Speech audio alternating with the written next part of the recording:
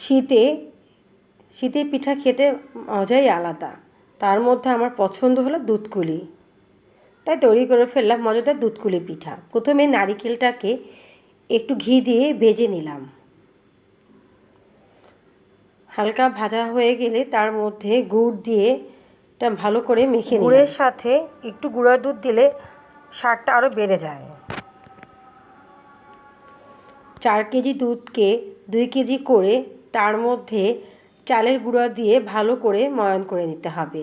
পানির চেয়ে দুধের মধ্যে যদি আমরা চালের গুঁড়াটাকে ভালো করে ময়ান করে নিলে সেই পিঠার স্বাদটা আরও ভালো হয়। তারপর ছোটো ছোটো করে গোল করে নিয়ে তার মধ্যে কুলির সাইজ দিয়ে মধ্যে নারিকেলের পুরটা দিয়ে নিতে হবে।